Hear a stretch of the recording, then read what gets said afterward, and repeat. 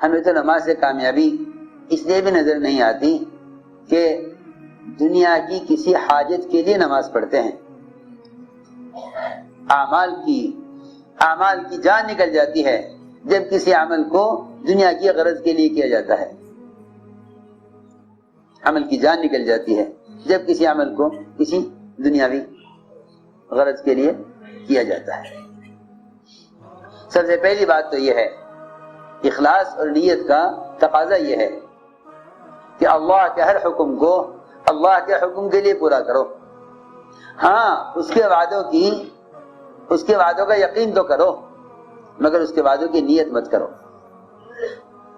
ایسی حضرت کی بات ہے، اس کے وعدوں کا ارے بھائی جاگ کے سننا، اس کے وعدوں کا یقین تو کرو، اس کے وعدوں کا یقین تو کرو، اس کے وعدوں کا یقین تو کرو کہ یہ وعدہ حق ہے، پورا ہو کر رہے گا، لیکن اس کے وعدوں کی نیت مت کرو.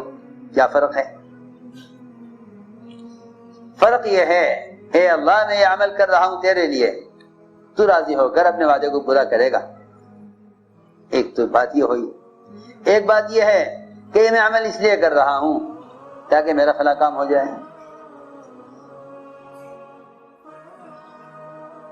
اس لیے لوگ صلاۃ الحاجہ سمجھتے ہیں حاجت کے لیے نماز، حالانکہ کوئی نماز حاجت کے لیے نہیں ہے.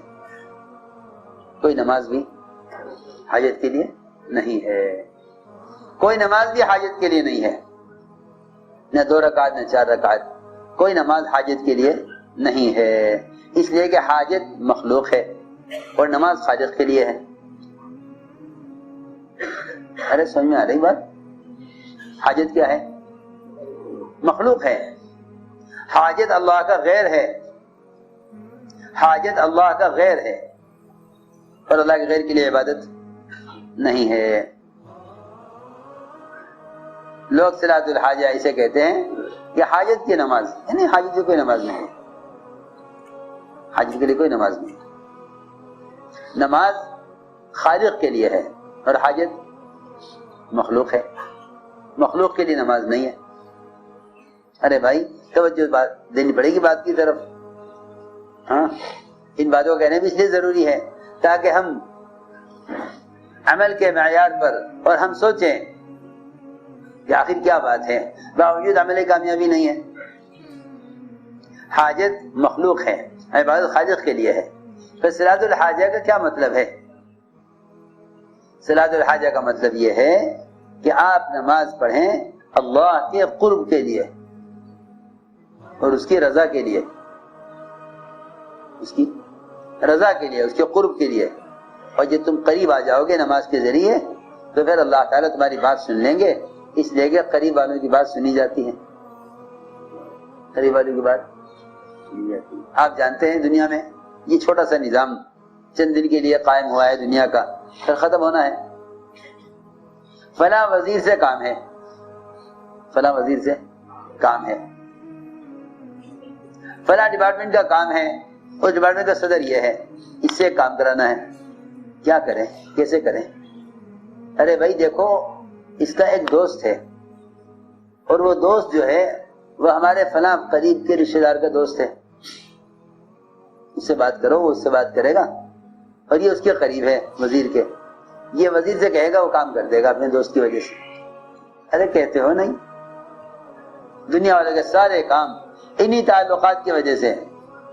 وہ دیکھتے ہیں وزیر کے کون قریب ہے، اس سے کہو، وہ وزیر سے کہہ دے گا، کیونکہ جو وزیر کا قریب ہے وزیر اس کی بات سن لے گا. اللہ اکبر، کیسی عجیب بات ہے. ایک محتاج اور فقیر وزیر اس کے قریب ہو کر اس سے بات کروانا چاہتے ہیں، اس سے مسائل کو حل کرانا چاہتے ہیں. اللہ جو مختار ہے اور رزاق ہے اور ہر چیز پر قادر ہے، اس کے قرب کی کوشش نہیں کرتے. صلاۃ الحاجہ اللہ کے قرب کے لیے ہے، نہ کہ حاجت کے لیے. نہ کہ صلاۃ الحاجہ اس کے قرب کے لیے ہے، نہ کہ حاجت کے لیے. ہاں جب قریب آ جاؤ تو اللہ سے کہو.